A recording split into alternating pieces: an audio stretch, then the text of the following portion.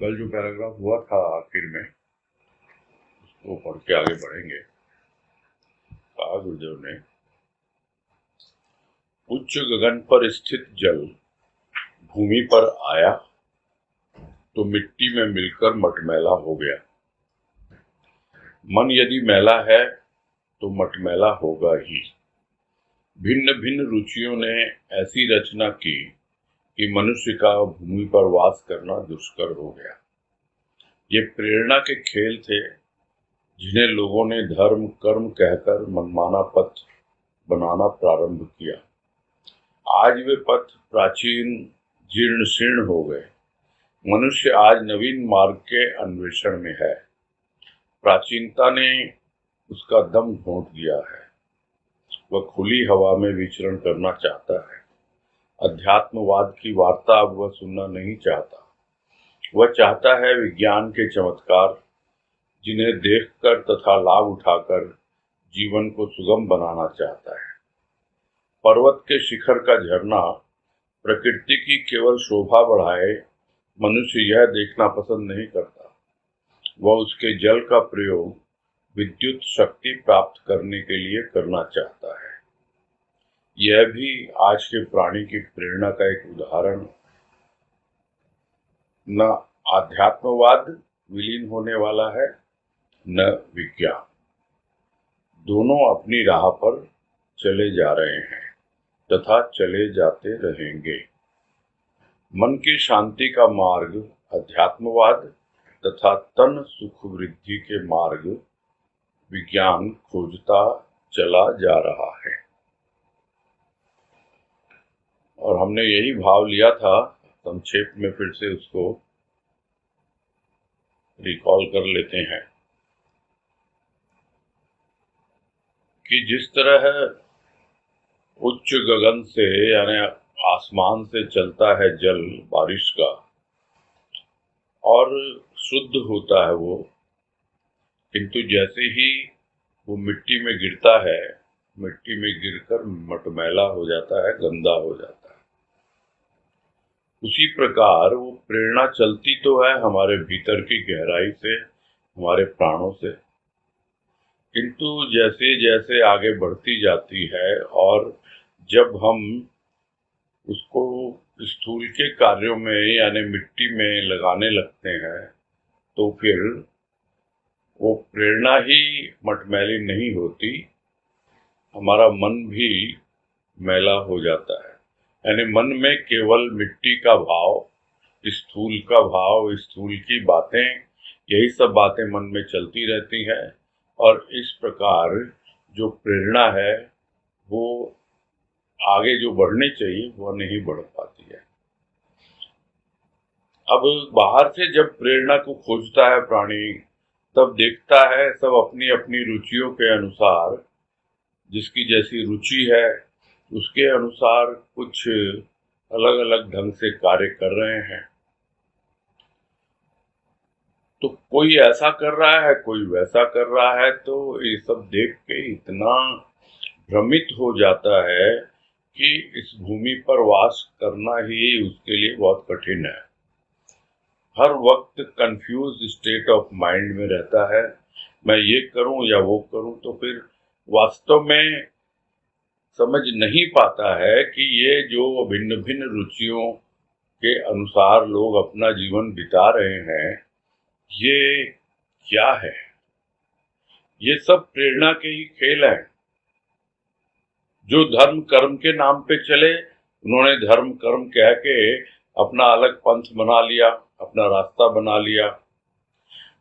किंतु जो थोड़ा सा भी खुले दिमाग का होता है, थोड़ा ओपन माइंडेड होता है, वो देखता है ये जितने भी पुराने तौर तरीके हैं वो एकदम जीर्ण शीर्ण हो गए हैं, यानी खंडहर की तरह हो गए, इनमें अब कोई दम नहीं है। तो मनुष्य फिर नया कोई रास्ता ढूंढता है और उसके लिए भीतर से प्रेरणा आती भी है, किंतु देखता है चारों ओर, क्या अध्यात्मवाद की चर्चा हो रही है, क्या भौतिकवाद की चर्चा हो रही है। जब नवीन मार्ग के अन्वेषण में लगता है तब उसे लगता है कि हाँ, कुछ तो खुली हवा मिले, किंतु चले तो किधर चले। अभी तक प्रेरणा को समझ पाया नहीं, इसलिए सही राह चुन पाता नहीं है और ज्यादातर तो वो भौतिकवाद में ही लगा रहता है। जो भी स्थूल के कार्य हैं, स्थूल की वस्तुएं हैं, इसीलिए तरह तरह के वैज्ञानिक चमत्कार होते हैं, तरह तरह की रिसर्च होती है, खोज होती है और उससे लोग लाभ उठाते हैं, इसमें संदेह नहीं है। और वो उससे लाभ उठाकर ही अपना जीवन सुगम बनाना चाहता है। उसी प्रकार जो धर्म कर्म के नाम पर जो मनमाने ढंग से पंथ चल रहे हैं, तौर तरीके हैं, बस उनसे भी थोड़ा बहुत लेकर के वो चाहता है कि मैं धार्मिक बन जाऊं, मेरे कर्म थोड़े ऐसे हो जाएं और इस तरह मेरा जीवन सुगम हो जाए। भौतिकवादिता कुछ ऐसी बढ़ गई है कि सिर्फ प्रकृति तक ही सीमित न हो, प्रकृति का दोहन करना उसने शुरू कर दिया है। ठीक है, जितना आवश्यक है, जो अपने आप होता है वो होए तो कोई परेशानी नहीं है, किंतु जब प्रकृति का दोहन कर दिया जाता है तो करते करते प्रकृति इतनी ज्यादा विक्षुब्ध हो जाती है और समय पाकर के वो अपना रूप प्रकट कर देती है। जिस तरह आजकल भी लोग कह रहे हैं कि यह सब प्रकृति को इतना प्रदूषित कर दिया था, प्रकृति को इतना ऐसा कर दिया, वैसा कर दिया, इस वजह से प्रकृति जो है सबको समझा रही है। खैर, सबका अपना अपना समझना है, अपनी अपनी सोच है, अपनी अपनी मान्यताएं हैं, किंतु प्राणी आज भी ज्यादातर भौतिकवाद में ही लगा हुआ है। और दूसरी ओर अध्यात्मवाद, तो अध्यात्मवाद में भी कुछ है गिने चुने, चलता आ रहा है। भौतिकवाद और अध्यात्मवाद, यानी विज्ञान और अध्यात्म, ये दोनों अपनी राह चल रहे हैं और जीवन यापन के लिए दोनों आवश्यक है। कल यह भी बात आई थी कि जैसे रेल की दो पटरी है जिस पे रेल चलती है, जीवन की ट्रेन उसी पे चलती है। एक ओर अध्यात्म है और दूसरी ओर भौतिकता है, यानी स्थूल और सूक्ष्म। अब दोनों को समझ करके जो आगे बढ़ते हैं तब मालूम पड़ता है कि ये अध्यात्मवाद क्या है, वो मन की शांति के लिए आवश्यक है, और ये भौतिकवाद क्या है, ये हमारे जीवन यापन के लिए, शारीरिक सुख की वृद्धि के लिए आवश्यक है। और इसी खोज में लगा रहता है प्राणी, मन की शांति और तन का सुख। तो दोनों चीजें साथ साथ चली आ रही हैं। आगे कह रहे हैं, प्रेरणा भावना ही तो नहीं है, वह भावना को सजीव करने वाली महाशक्ति है। चित्रकार बैठा हुआ है प्रेरणा के अभाव में। धन जन संपन्न व्यक्ति यदि किसी संत से प्रेरणा प्राप्त न कर सका तो धन जन किस काम आया। विद्वान ने विद्या अर्जित की, परिश्रम भी अथक किया, किंतु अब यदि लोकहित की उसे प्रेरणा न मिली तो विद्या संभवतः अर्थ उपार्जन में सहायक हो सकती है, किंतु यह विद्या अविद्या ही रही। प्रेम की भी प्रेरणा होती है। प्रेम को जान न सका तो वासनामय जीवन व्यतीत करता हुआ पश्चाताप ही उस व्यक्ति के हिस्से में मिलेगा। बांसुरी की प्रेरणा ने गोपियों को मुग्ध ही नहीं किया, शुद्ध कर दिया उनका अंतःकरण। अंत तक कृष्ण की रट लगाते हुए ही प्राण त्यागे। कैसी अद्भुत शक्ति है कि व्यक्ति को चैन से बैठने नहीं देती जब तक वह साध्य को प्राप्त नहीं कर लेता। आलस्य उसके समीप पटकने नहीं पाता। बहाती है रगों में वह तरंग कि व्यक्ति तर हो जाता है हृदय में, तथा वह रंग प्रवाहित करती है कि मनुष्य अन्य जनों को भी रंगता हुआ चला जाता है, फिर आता नहीं, केवल उसका नाम रह जाता है, जिसे जप कर मनुष्य अपने को धन्य समझता है। मृत्यु के अति समीप आकर वह निर्भय रहता है। उसने उसका नाम जपा है जिसकी प्रेरणा आज भी कार्य कर रही है। यद्यपि उसका शरीर नहीं, किंतु प्रेरणा तो आज भी कार्य कर रही है। अवतारी कहकर व्यक्ति संतुष्ट नहीं होता। भगवान शब्द भी उसे इतना आनंद नहीं देता जितना व्यक्ति उसे महान समझता है। प्राणों की व्याकुलता के लिए स्थान न रहा जब व्यक्ति महान का कृपा प्रसाद पा सका। किसी की प्रेरणा ने किसी के जीवन को सरस कर दिया अज्ञात प्रेरणा से। काफी लंबा पैराग्राफ है। पैराग्राफ लंबा है लेकिन बातें जो हैं बिल्कुल स्पष्ट हैं, समझने लायक है। समझ में काफी हद तक आ भी रही होंगी हम लोगों को।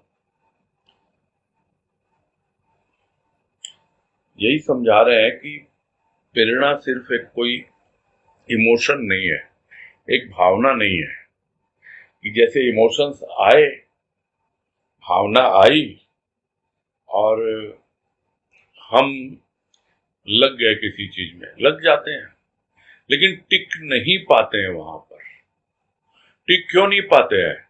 क्योंकि उस भावना के अंदर में वो प्रेरणा की शक्ति नहीं है। इसलिए कह रहे हैं गुरुदेव यहां कि प्रेरणा भावना ही तो नहीं, वह भावना को सजीव बनाने वाली महाशक्ति है। यानी जो भावना भीतर आई उसमें शक्ति भरती है, यानी उसके भीतर दृढ़ संकल्प देती है अपने मार्ग से न हटने का, अडिग रहने का, आगे बढ़ते रहने का। और दूसरी ओर वही प्रेरणा उसके जीवन को इतना सुचारू और सुसज्जित ढंग से आगे बढ़ाती है कि जिस महाशक्ति को वो समझ नहीं पाता था, उस महाशक्ति से प्रेरणा के माध्यम से उसका संपर्क होने लगता है।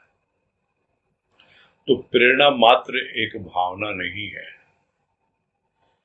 प्रारंभ में भावना उठ सकती है, लेकिन धीरे धीरे वो भावना भाव का रूप ग्रहण करती है, यानी और उस भावना में गंभीरता आती है।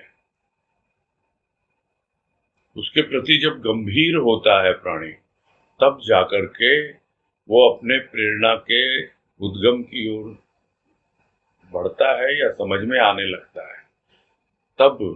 तब उसका संकल्प, उसकी संकल्प शक्ति, उसका कमिटमेंट, उसका विल पावर, ये सब अपने आप बढ़ने लगते हैं। अब उदाहरण दे रहे हैं गुरुदेव, जो पहले भी बात आई थी कि चित्रकार बैठा हुआ है, आता तो है चित्रकला करना,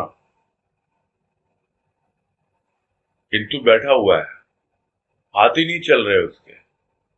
मन में भावना तो है कि मुझे कुछ चित्र बनाना है, किंतु प्रेरणा के अभाव में उसके हाथ ही नहीं उठ रहे हैं, और हाथ उठ भी रहे हैं तो चल नहीं रहे हैं। उसे लगता है कोई तो मुझे प्रेरित करे, कहीं से तो मुझे प्रेरणा मिले,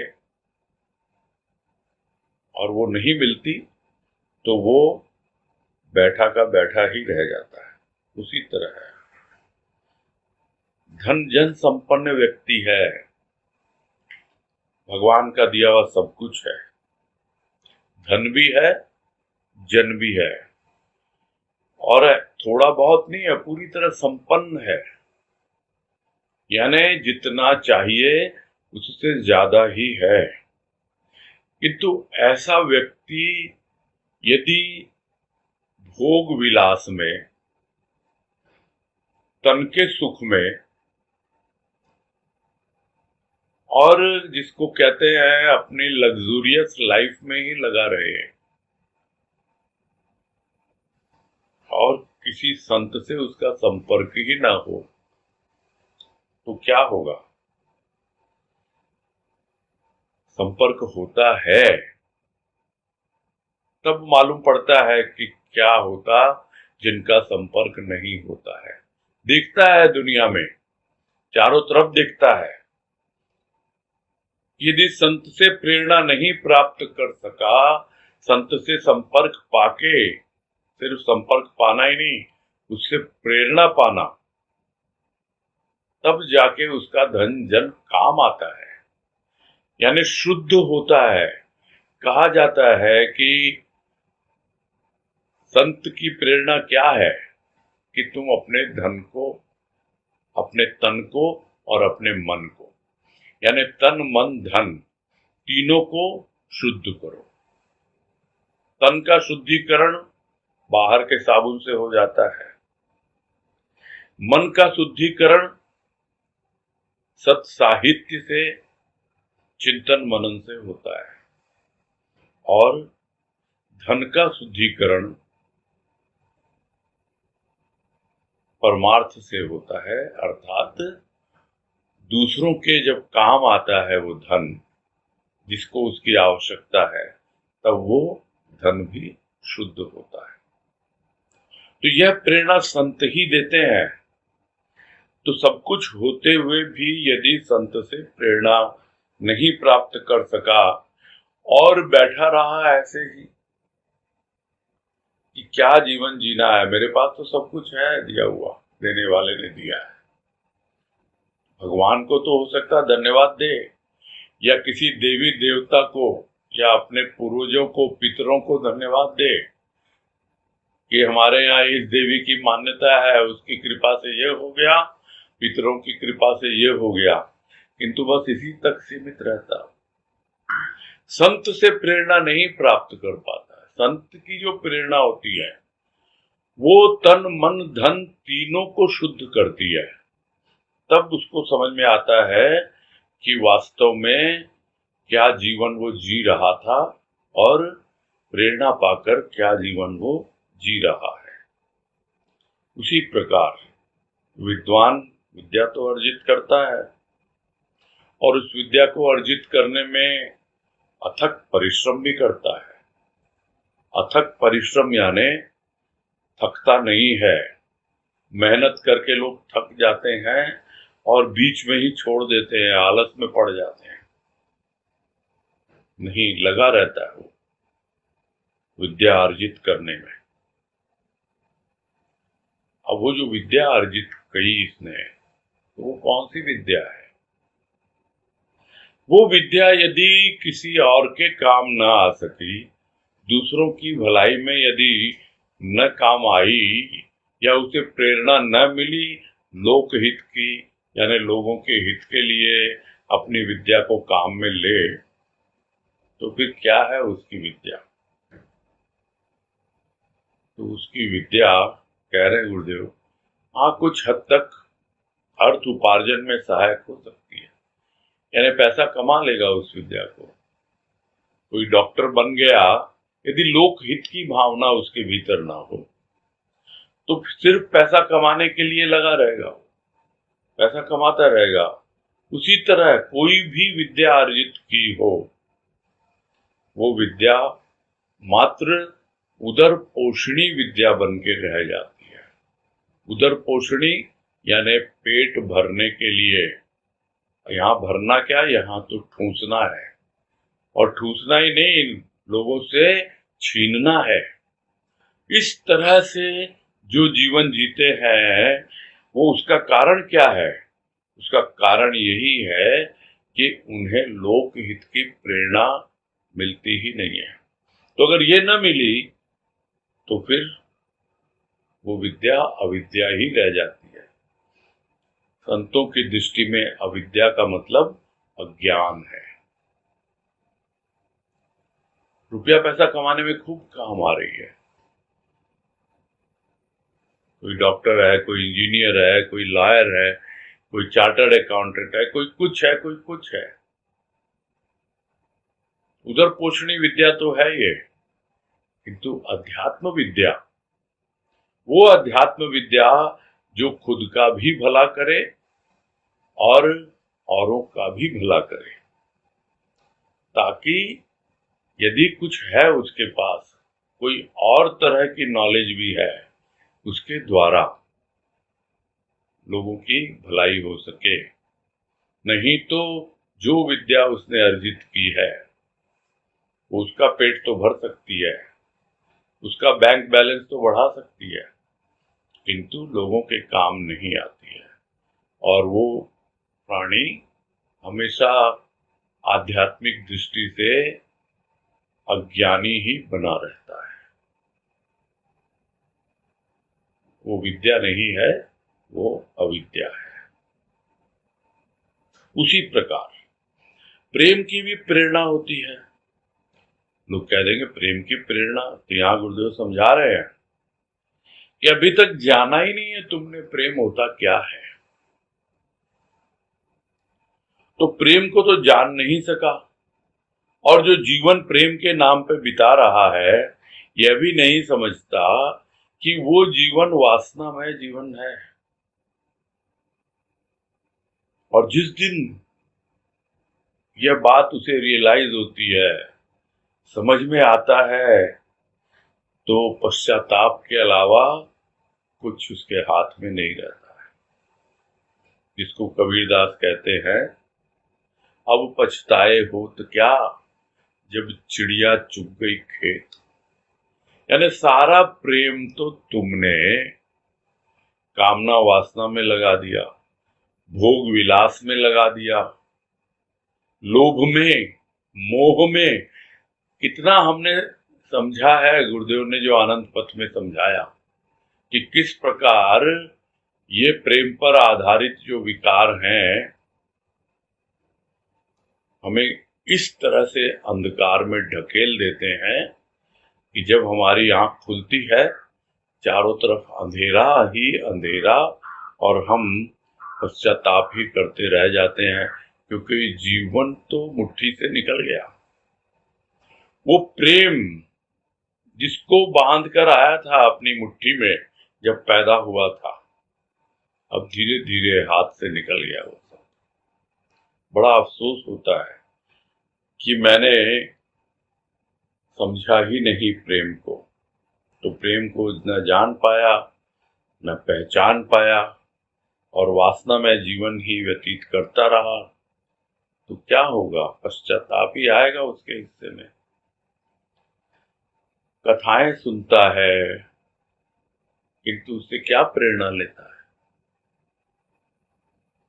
कथा में आती है कि बांसुरी की प्रेरणा गोपियों को मुग्ध कर देती है। ये प्रेरणा ही कार्य कर रही है, सुनता है वो, किंतु वो प्रेरणा लेता नहीं कि वो गोपियां किसके वशीभूत होकर के प्रेरित होती हैं, किसके वशीभूत होकर के मुग्ध हो जाती हैं। वो प्रेम ही तो है, उससे प्रेरणा नहीं लेता है। यदि गोपियों को मुग्ध कर सकती है, और मुग्ध ही नहीं करती, शुद्ध कर देती है उनका अंतःकरण, तो क्या हम सद्गुरु की वाणी की बांसुरी सुनकर, उनकी वाणी के भाव का मनन करके, उसके भाव को जी करके हम मुग्ध नहीं हो सकते, उसके प्रेम में नहीं आ सकते? क्या हमारा अंतःकरण शुद्ध नहीं हो सकता? अवश्य हो सकता है। प्रेरणा चाहिए, भीतर से प्रेरणा चाहिए, और उसके साथ में पूरी तरह से कमिटमेंट चाहिए, दृढ़ इच्छा शक्ति चाहिए, संकल्प चाहिए। तो कुछ भी असंभव नहीं है। यदि बांसुरी की प्रेरणा गोपियों को मुग्ध और शुद्ध कर देती है, तो फिर हमारा नहीं हो सकता? बिल्कुल हो सकता है। तो गोपियां तो अंत तक कृष्ण कृष्ण की रट लगाती रहती हैं और उसी के सहारे अपना जीवन बिताते हुए प्राण त्याग देती हैं। ये कैसी अद्भुत शक्ति है प्रेरणा की, समझ नहीं पाता है प्राणी, कि व्यक्ति को चैन से बैठने नहीं देती है। जिस किसी ने अनुभव किया है वो जानता है कि ये प्रेरणा की ऐसी अद्भुत शक्ति है, और महाशक्ति से इस तरह से जोड़ती है कि वो बैठ नहीं पाता, चैन से नहीं बैठने देगी ये प्रेरणा। कब तक? जब तक वह अपने साध्य को प्राप्त नहीं कर लेता है, यानी जहां उसको पहुंचना है, जिसके लिए उसके भीतर प्रेरणा आई कि बस मुझे तो अपने प्रभु से मिलन करना है, मुझे उसी में समा जाना है। प्रेरणा आई, मुझे तो अपने आप को जानना है। किसी भी प्रकार की कैसी भी प्रेरणा हो, यदि हम बिल्कुल ढीले होके पड़ जाएंगे तो समझना चाहिए अभी हम जुड़े नहीं हैं, अभी उस प्रेरणा से जुड़े नहीं है। अभी हम प्रेरणा के बहुत ही निम्न स्तर को अनुभव कर रहे हैं। छोटी छोटी रूपों में तो हम प्रेरित होते हैं, किंतु जो अद्भुत शक्ति है जो चल रही है महाशक्ति से, वो हमें चैन से बैठने ही नहीं देगी। वो अपने आप हमको खींच रही है, जैसे बांसुरी खींच रही है गोपियों को, बैठ नहीं सकती चैन से वो। वैसे ही उसी प्रकार जब प्रेरणा आती है भीतर से, तो साध्य तक पहुंच कर ही प्राणी विश्राम पाता है, अन्यथा वो चैन से बैठ ही नहीं पाता है। और आलस्य की तो बात ही न करें, पास आता ही नहीं कभी, हमेशा तत्पर रहता है जहां उसे पहुंचना है, जो करना है उसे, उसके लिए। और ये प्रेरणा क्या करती है? रगों में वह तरंग बहाती है कि व्यक्ति तर हो जाता है हृदय में। यानी एक ऐसी तरंग रगों में बहती है, नस नस में एक ऐसी तरंग। तो कैसे बहेगी वो तरंग? वो तरंग बहेगी जब रक्त के साथ उसका समावेश हो जाए। कुछ करना नहीं है, प्रेरणा आई, प्रेरणा को हृदय में स्थान दिया और कुछ ऐसी तरंगे उठने लग गई, हृदय तर हो गया और वो तरंगे उस रक्त के साथ बहती हुई रग रग में व्याप्त हो गई। यानी रोम रोम रोमांचित होने लगता है, तरंगित होने लगता है। और इतना ही नहीं, वह रंग प्रवाहित करती है यह प्रेरणा कि मनुष्य खुद तो रंग ही गया उस रंग में, और जो भी उसके संपर्क में आता है, अन्य जनों को भी वो उसी रंग में रंगता हुआ चला जाता है। यानी जो प्रेम उसकी रग रग में समा गया, जो प्रेम और भाव उसके हृदय को तर करता है, तरंगे उठती हैं जिसकी रग रग में, और वो प्रेम और भाव का रंग उसी में स्वयं को रंगते हुए जो भी संपर्क में आता है उसको भी रंगता हुआ अपना जीवन यापन करता रहता है और इस दुनिया से चला जाता है। दुनिया से चला गया, शरीर चला गया, दोबारा नहीं आएगा वो शरीर। हाँ, उसका नाम रह जाता है। जैसे गुरुदेव का जीवन है, चला गया शरीर किंतु नाम रह गया, और उस नाम को जप कर मनुष्य अपने आप को धन्य समझता है।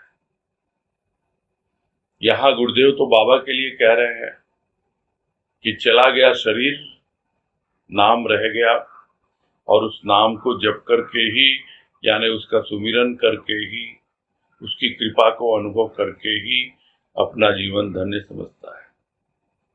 भले ही मृत्यु उसके सामने खड़ी हो, उसे कोई भय नहीं होता है, वो निर्भय रहता है। क्यों? क्योंकि उसने उसका नाम जपा है, और जिसका नाम जपा है उसकी प्रेरणा आज भी कार्य कर रही है, यानी आजीवन कार्य करती रहती है वो प्रेरणा।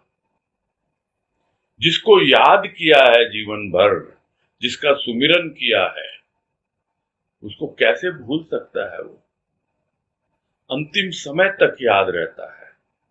तो फिर समाएगा किसमें? उसी में ना। फिर भ्रम क्यों हो किसी को कि भाई हम उसमें समाएंगे या नहीं समाएंगे, हम मरने के बाद जाएंगे तो कहाँ जाएंगे? यदि आजीवन उसको याद किया है, उसका सुमिरन किया है, उसका नाम जपा है, उसी के प्रेम और भाव में जीवन बिताया है, तो कोई संदेह होना ही नहीं चाहिए, क्योंकि गुरुदेव यहाँ बिल्कुल अपने बारे में ही लिख रहे हैं। यही कह रहे हैं कि उसका नाम जपा है और जिसकी प्रेरणा आज भी कार्य कर रही है, यानी लिखते हुए भी वो अनुभव कर रहे हैं कि उसकी प्रेरणा से ही मैं लिख रहा हूं। और हम भी अनुभव करते हैं कि आज उनकी प्रेरणा, गुरुदेव की, बाबा की प्रेरणा आज भी कार्य कर रही है। यद्यपि शरीर नहीं है उनका, किंतु प्रेरणा तो आज भी कार्य कर रही है। तो क्या कहेगा कोई ये कि कलियुग का अवतार है? अवतारी कह के भी संतुष्टि नहीं होती है। क्या कहेगा? सदगुरु भगवान है, भगवान कह के भी संतुष्टि नहीं होती है। इतना आनंद उसे नहीं मिलता है। वो तो उसे ऐसा समझता है कि अवतार, भगवान, ये शब्द भी उसे व्यक्त नहीं कर पाएंगे। वो तो इतना महान, इतना विराट, इतना व्यापक कि उसे कोई छू ही नहीं सकता, कोई उसे जान ही नहीं सकता, पहचान ही नहीं सकता। बस वो समझ पा रहा है कि ऐसा महान व्यक्ति, यदि व्यक्ति कहा जाए तो, इस धरा पर आया और वो प्रेरणा लेकर आया जो कभी वो भूला नहीं। सब प्रेरणा लेके आते हैं किसी न किसी रूप में, और जो अपने संस्कारों को, अपने प्रारब्ध को अपने प्रभु के चरणों में डाल देते हैं, तब प्रेरणा कार्य करना प्रारंभ करती है। नहीं तो संस्कारों का, प्रारब्धों का, भाग्य का रोना रोता रहता है जिंदगी भर। उन्हें पता है, जब से जन्म लेते हैं, हम भले ही उनको कह दें कि संत का अवतार हुआ है, वास्तव में संत का अवतार नहीं होता है, संत का आविर्भाव होता है। इसके ऊपर कई बार बातें हो चुकी हैं। यानी उनके भीतर जो छिपा हुआ है उसको वो प्रकट करते हैं।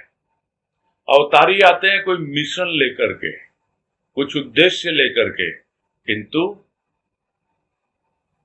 संत आते हैं, अपने भीतर जो छिपी हुई प्रेरणा है उसको प्रकट करके लोगों के भीतर प्रेरणा जगाने के लिए कि तुम भी प्रेरित हो मेरी तरह, तुम भी मेरी तरह आगे बढ़ो। तब उसको क्या कहा जाए? अवतारी कहा जाए, भगवान कहा जाए? अरे वो तो इतना महान है, अब क्या कहे उसको। प्राणों की व्याकुलता के लिए अब स्थान नहीं है, अब है ही नहीं प्राण व्याकुल। एक अवस्था थी कि चैन से नहीं बैठने देता था वो, एक अवस्था थी कि साध्य तक पहुंचने के लिए अथक पुरुषार्थ कर रहा था, किंतु अब व्याकुलता के लिए स्थान है ही नहीं, क्योंकि अब तो उसने महान की कृपा का प्रसाद पा लिया है। कृपा प्रसाद से बड़ा कोई प्रसाद नहीं है। एक प्रसाद स्वाद लेने के लिए जीवा से, एक प्रसाद हृदय से स्वाद लेने के लिए वो कृपा का प्रारंभिक रूप, और अंतिम कृपा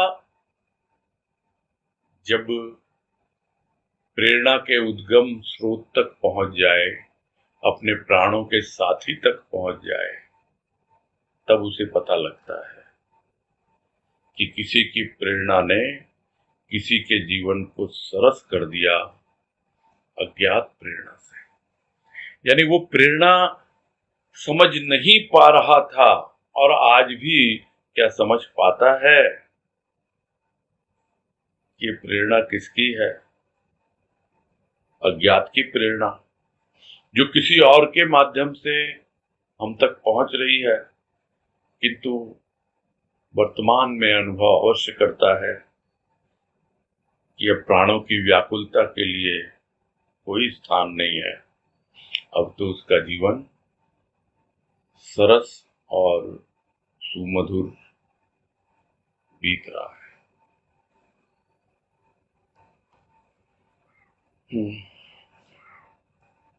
एक दो पेज और है, तो अभी आज तो मेरे ख्याल में आज 26 तारीख हुई है, कल ही लेंगे फिर इसको, आज यही पूरा करते हैं। ठीक है।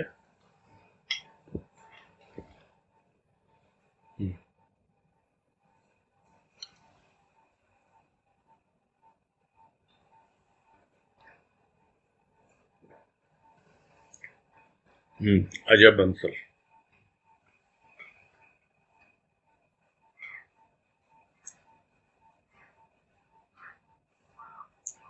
बोलिए। भैया ये परमार्थ के बारे में थोड़ा समझना था कि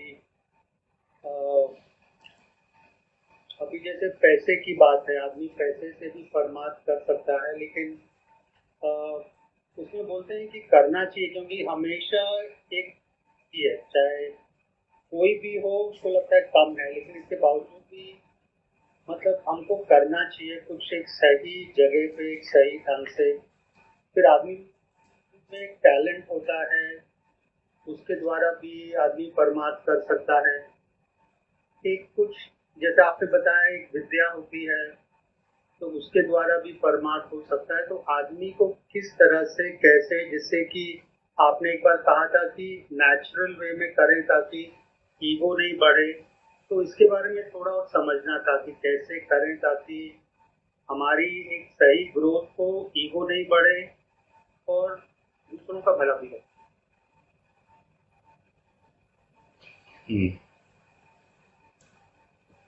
ये सब बातें जब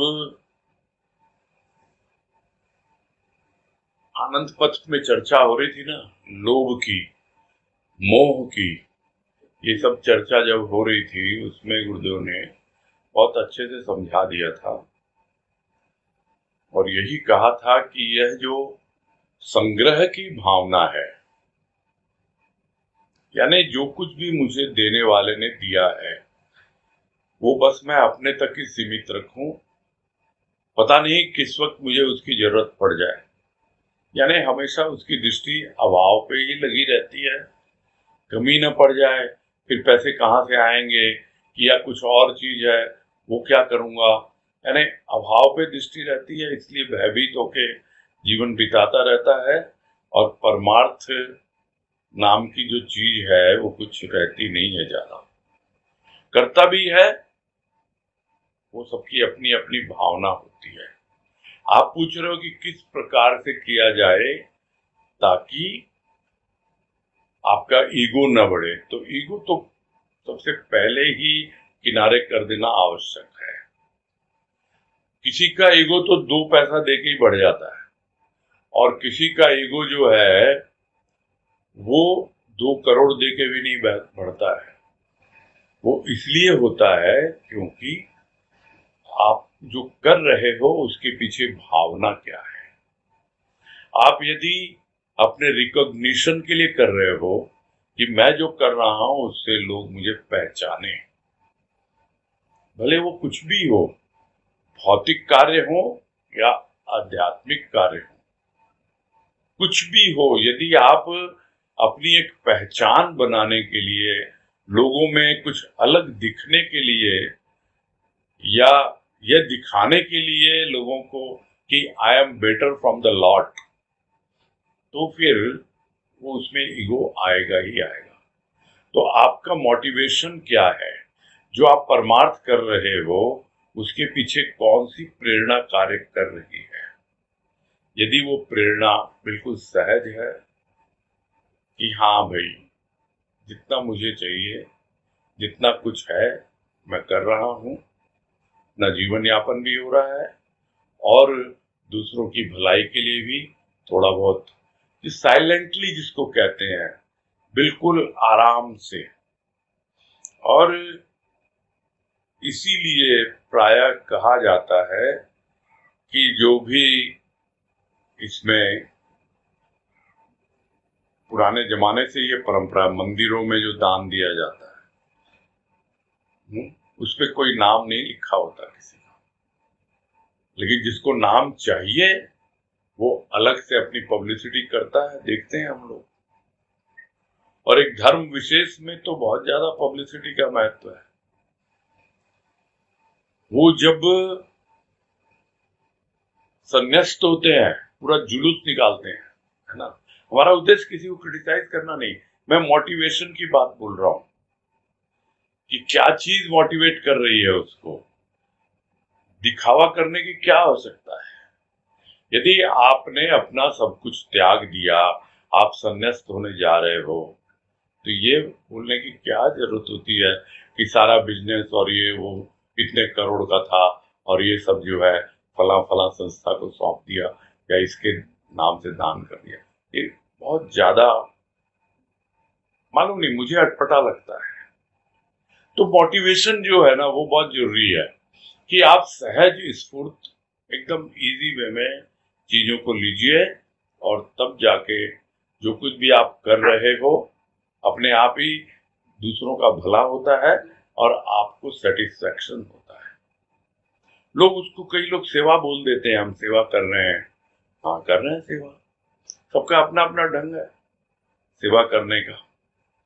अब ठीक है, सत्संग में भी बोल देते हैं लोग कि कोई गुरुदेव की, बाबा की ऐसे सेवा कर रहे हैं, सदन में कोई ऐसे सेवा कर रहे हैं। सबका अपना अपना तरीका है। कभी कभी मैं खुद बैठता हूँ, अपने आप सोचता हूँ क्या सेवा हो रही भाई अपनी से, तब मुझे लगता है कि जो सेवा मुझसे वो लेना चाहता है वो ले लेता है, जबरदस्ती करके नहीं लेता है।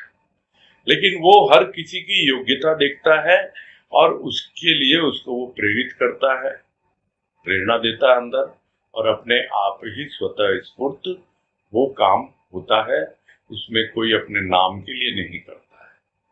बस ये चीज ध्यान में रहनी चाहिए। ठीक है भैया प्रणाम, उषा बोल रही हूँ। हाँ बोलिए सर।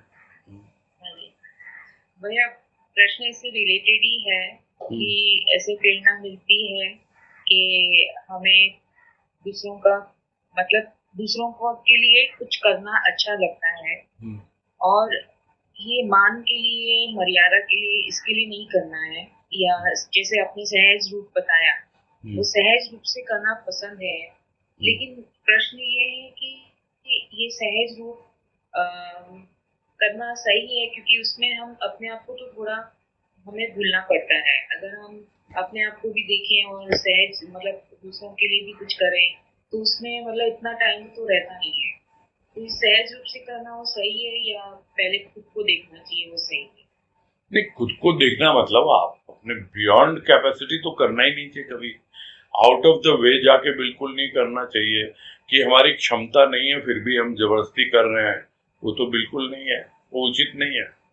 आप अपना देख लो, आपके लिए संभव है वही करो, अन्यथा नहीं, कोई आवश्यक नहीं है। वो तो गलत बात हो जाती है।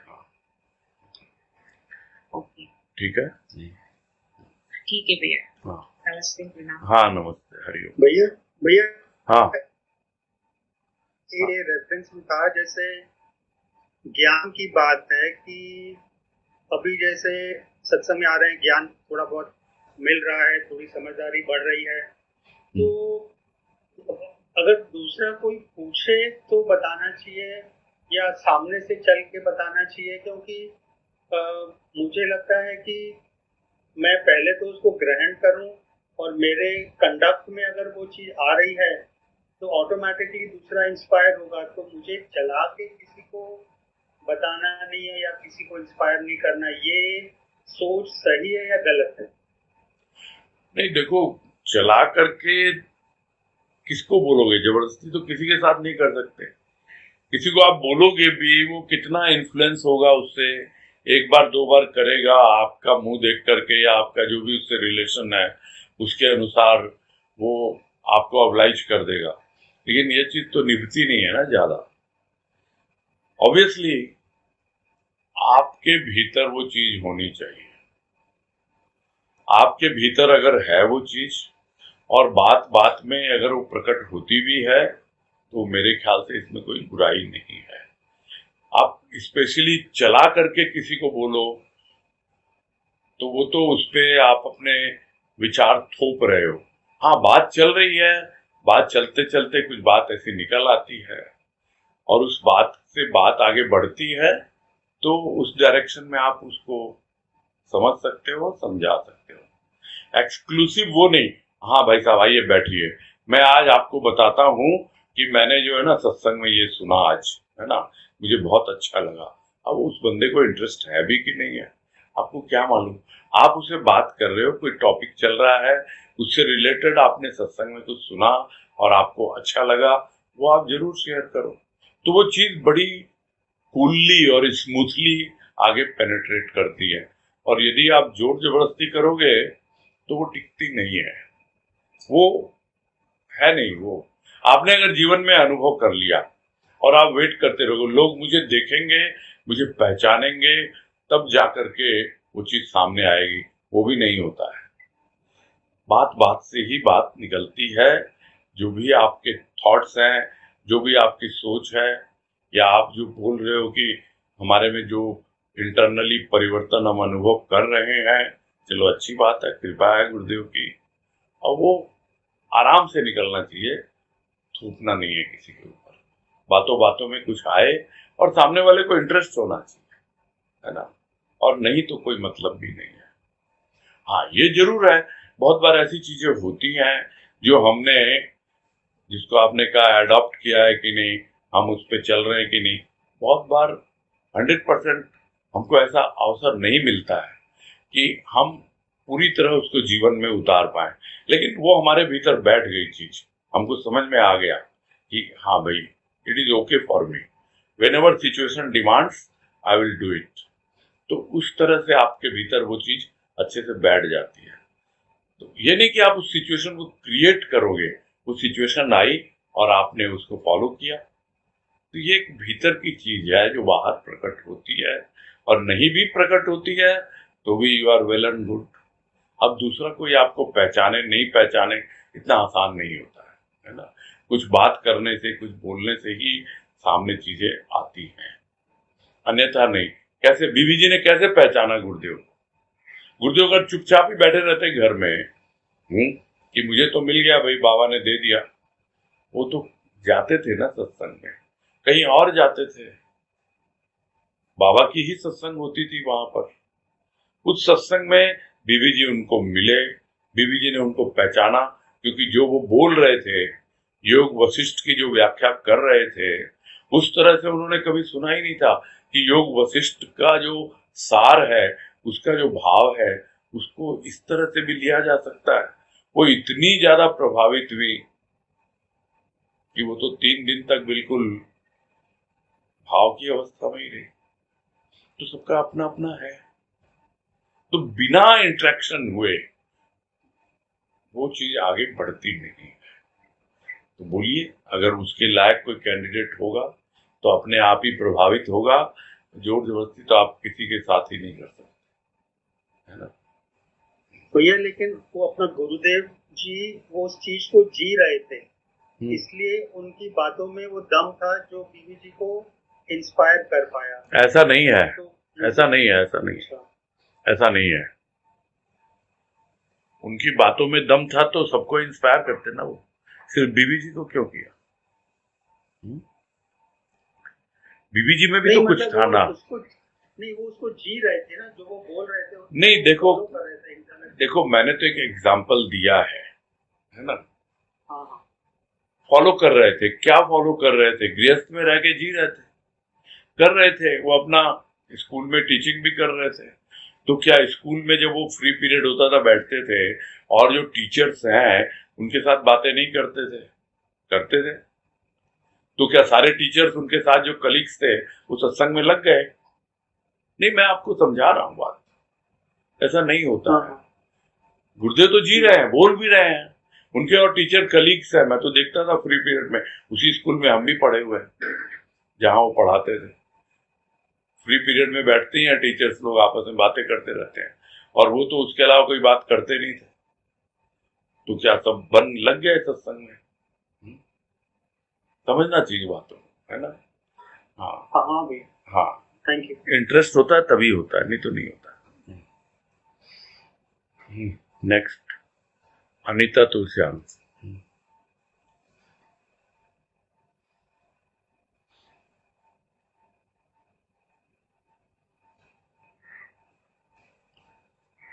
हाँ बोलिए। आज जो शुरू हुआ था पैराग्राफ, उसकी पहली लाइन जो है, प्रेरणा भावना ही तो नहीं, वो भावनाओं को सजीव बनाने वाली महाशक्ति है। तो मुझे कुछ दिन से यही विचार आ रहा था कि इतने विचार मन में आते हैं, इतने भाव मन में चलते हैं, और तो अभी चैप्टर भी पूरा होने में आ रहा है प्राणी की प्रेरणा से। तो लगता है कि कैसे पहचाने वो भावनाओं में से, विचारों में से कौन सी बात है वो प्रेरणा है। तो इतनों में से पहचाना कि हाँ, इसमें से प्रेरणा छोटी बड़ी हर तरह की जो होती रहती है आध्यात्मिक जीवन में भी, स्कूल में भी, तो उसमें से प्रेरणा को पहचाने कैसे कि ये प्रेरणा है। सबसे पहले तो अपना साध्य निर्धारित करना पड़ता है हमको, लक्ष्य, कि हमको लक्ष्य। हाँ, ये प्रेरणा कब काम करती है? जब हमको लक्ष्य तक पहुंचना है और हमारे सामने एक टारगेट है, और टारगेट के साथ साथ हमको ये मालूम होना चाहिए कि कितना हमको समय, हमको मालूम ही नहीं है हमारे जीवन की अवधि कितनी है। आप अपना स्पीकर बंद किया करो ना, आवाज गूंज रही है, वापस आ रही है, एक ही बात बार बार बोलनी पड़ती है। कान में सुनो, कान में सुनो, है ना, कान में सुनो। आपने तो माइक बंद कर दिया, मैं बोल रहा हूं कान में सुनने के लिए, स्पीकर बंद करने के लिए।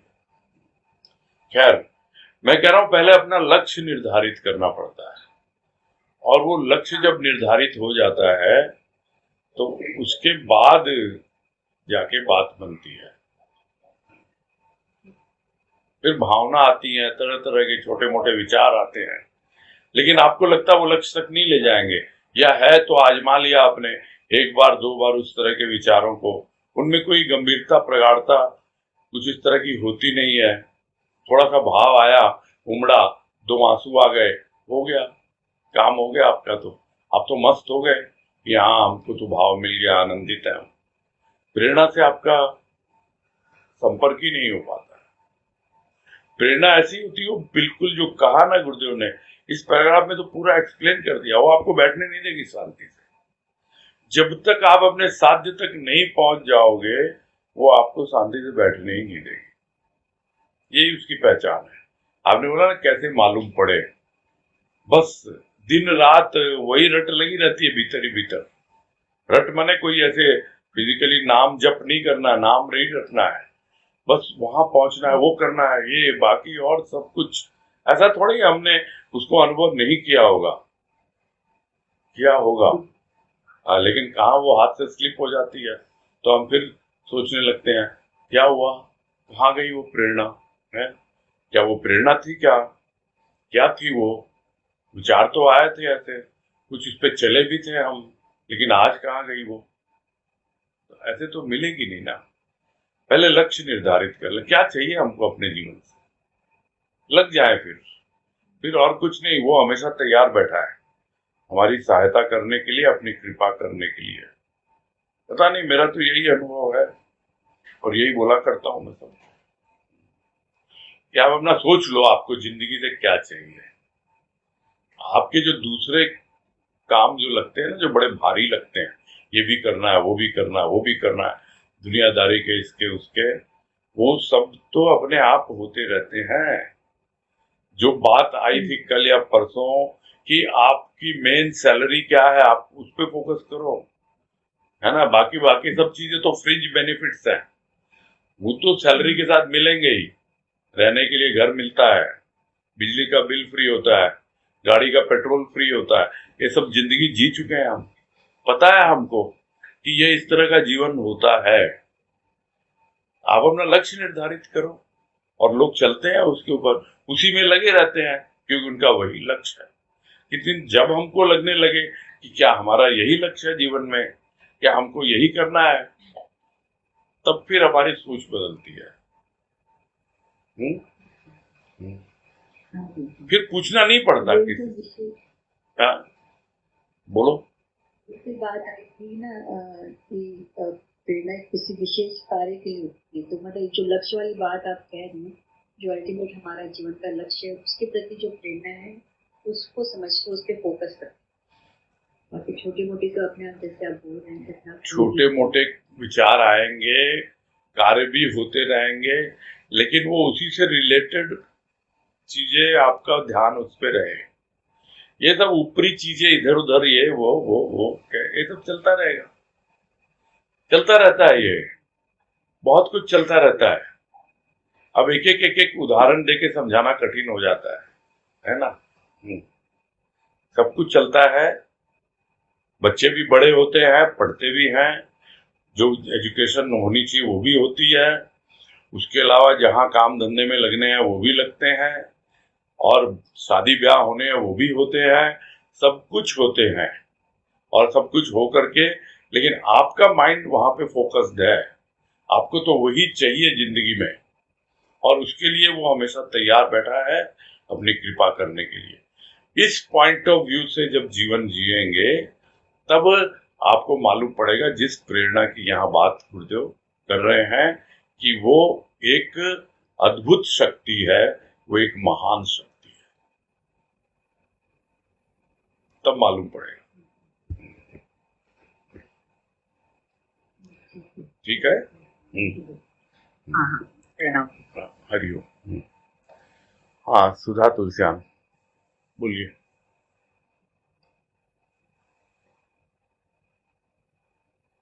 प्रणाम भैया। हाँ नमस्कार, बोलिए। वैसे बात आई थी कि प्रेरणा का कार्य पूरा नहीं होता तब तक वो कार्य करती रहती है। मतलब जो प्रेरणा प्राणों से आती है, उसका कार्य है कि हमको वहां तक पहुंचाना, प्राणों तक। तो समझो, मतलब जन्म अगर हमारा पूरा भी हो गया तो भी वो नेक्स्ट हमारे साथ हमेशा लगी रहेगी। जब तक हम नहीं प्राणों तक पहुंचने, तब तक वो हमें कार्य करती रहेगी। बशर्ते हम उससे कनेक्ट कर पाए।